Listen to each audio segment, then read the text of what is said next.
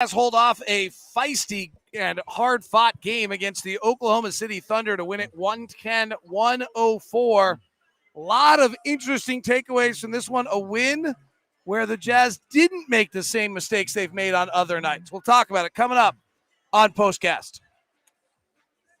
POSTCAST tonight from Oklahoma City. David Locke along with Ron Boone. And Ron, I think the place to start here before we dig into all the reasons why this was hard and all those things is the things the Jazz did well. And the reason I bring that up is because they're the things they didn't do well in the last games. They only allowed 4 offensive rebounds. They didn't get killed in transition. They only committed 9 turnovers tonight. If they had wavered in any of those 3 areas that have caused them problems this year, they lose tonight. But they didn't. Now, we can discuss why this game was so close and in ways in which this game, the Thunder really caused the Jazz a lot of problems tonight, and that's valuable. But the areas where they lost to Memphis, why they lost to Indiana, they didn't do those things tonight. Yeah, exactly. It's like you make a point of emphasis to correct certain things out there on the floor. Now you know that the Oklahoma City Thunder are a team that flat out gets after you defensively. So it's okay now when you're putting together your game plan. These are the things that we must do better. Otherwise, this team is out in transition. They get layups, and as a matter of fact, fast break points was very low for both teams. Jazz had 10. They only had 4.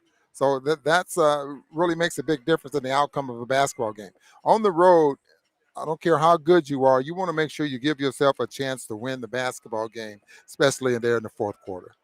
So the Jazz were able to do that. This game was really highly entertaining. 28 lead changes. 11 ties. The all-time lead change record, we believe, is 40 in a game. So, we had 1 lead change in the first quarter.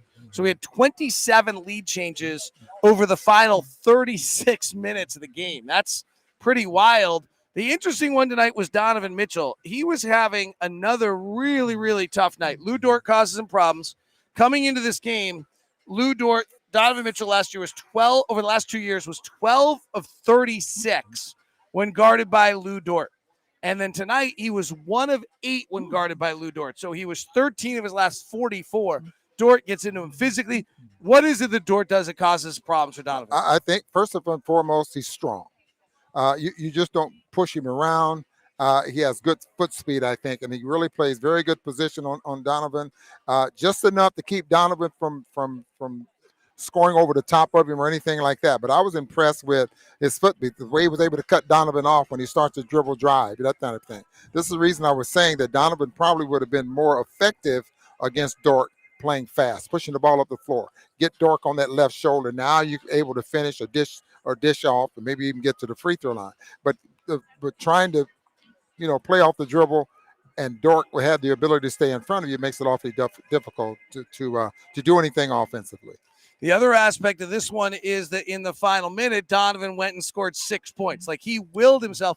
In fact, on one of those drives, he gets to the basket, he misses, gets his own rebound, and literally just willed his way to 2 points. Then the Jazz started to begin to get some switching that was going on. I'm not quite sure why Oklahoma City was so willing to switch late in the game when they didn't seem as willing to switch earlier in the game.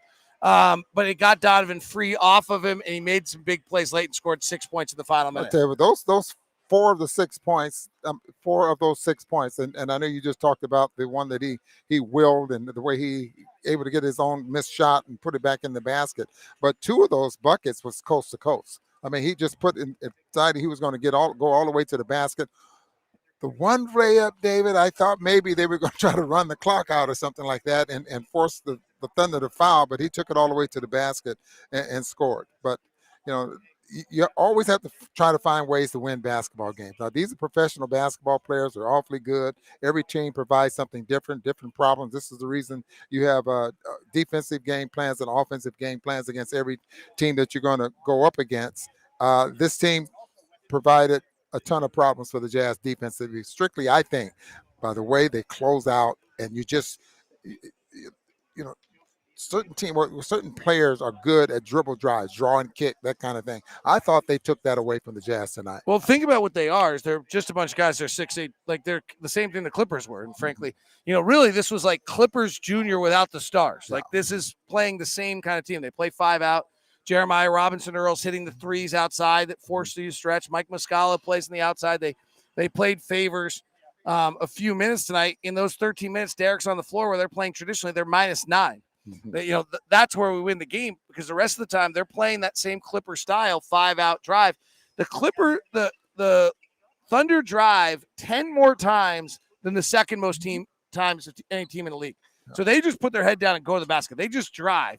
And that's, frankly, our weakness. It's just guarding our yard with Rudy not behind you. And that was the strength of this team. Just think back the number of times they ran a pick and roll, and they were able to turn the corner and get all the way to the basket for a layup. Why? Because, if Rudy's dropping, then they can definitely get deep enough into the paint, and sometimes they're able to shoot over the top. And the other problem is if Rudy's trying to shadow them at the rim, but he's got a guy on the outside. Like if it's a pick and roll, Rudy can meet you. Mm-hmm. If you're just driving and Robinson Earl or Muscala's outside, Rudy's got to come back. He's not quite as effective. So they did that. On the other side, Ron, or I guess we're touching on it. You mentioned their closeout of their length at 6'8". So they do, they were kind of that same team. Like to your point, they're long, they're lanky, all their guys that way, which causes problems on getting the threes off. Hard time if they can switch 1 through 5 versus getting the pick and roll game.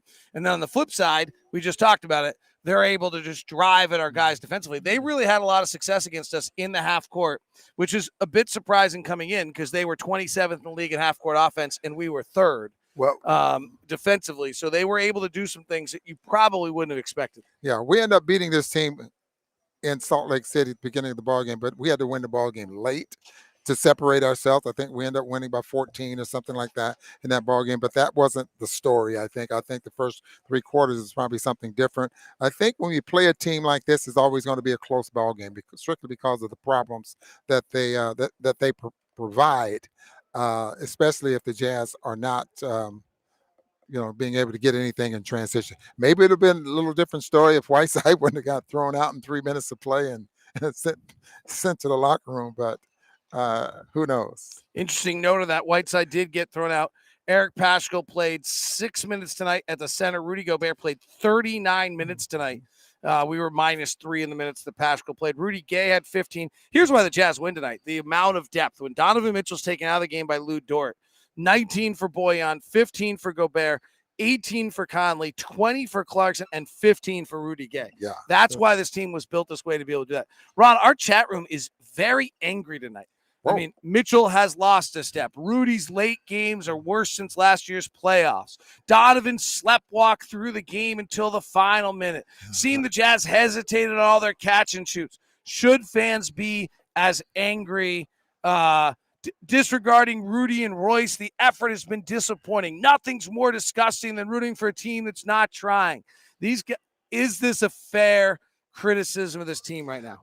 One criticism I agree with is that they were passing up catch and shoot shots strictly because they were trying to swing the basketball. I thought Royce O'Neal did quite a bit, Donovan also, and Joe Ingles. I thought definitely that those catch and shoot shots that they normally would take, just get rid of it, still end up taking 47 3-point shots. So, but were they the type of 3-point shots that you're so used to getting?